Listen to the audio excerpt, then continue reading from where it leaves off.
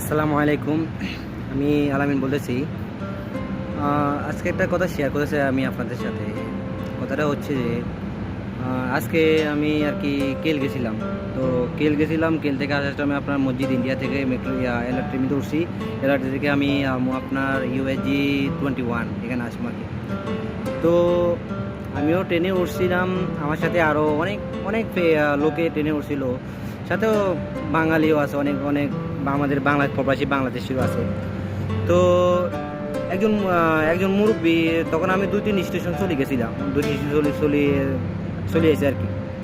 তো একজন বাঙালি, দেখতে বয়স আপনার হবে ম্যাক্সিমাম 45-50 হবে, কালো ডকের, মুচো আছে, দাঁড়িয়ে আছে, সাদা সাদা দাঁড়িয়ে।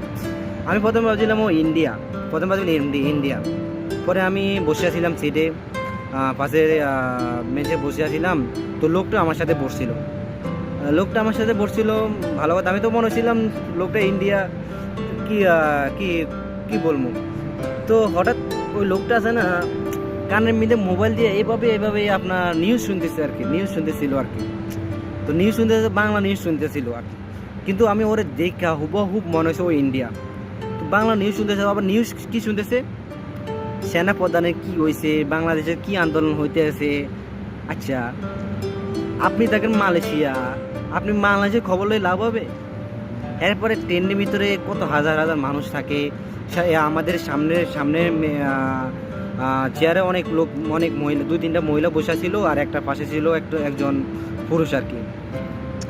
তো করছে, আর পা তো এমনি কালা, এরপরে নুক একটা অনেক বড় বড়, পায়ে এখান সেগাইয়া বসে আছে এই 3-4টা লোকের মানুষের সামনে। এসব লোকের যদি ভিডিও করে পরে ফেসবুকে ছাড়া হয়, ইউটিউবে ছাড়া হয়, তাহলে মানুষ কি বলে যে আমরাই আরো বাংলাদেশীদেরকে করছে, কয় বেজ্জতি করতেছে, আমরা ভিডিও করি, এসবগুলো ভাইরাল করতেছি। এর লোকটা কি জ্ঞান বুদ্ধি নাই?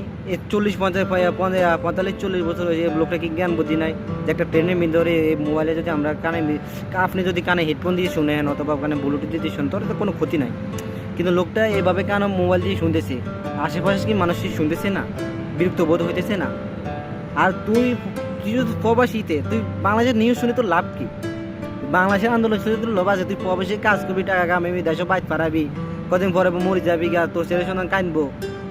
তুই কাজ কাম করবি, দেশের টাকা পাঠাবি, দেশের মানুষের টাকা পাঠাবি, সাহায্য করবি, তা না। তুই এখানে বই আন্দোলনে বালচর শুনি নিজের ইমেজ নষ্ট করে লাভ হইবে? আর এইসব শুনি লাভ কি? ওকে টাকা পয়সা দিবে না কি দিবে? কোনো বালচর দিবে?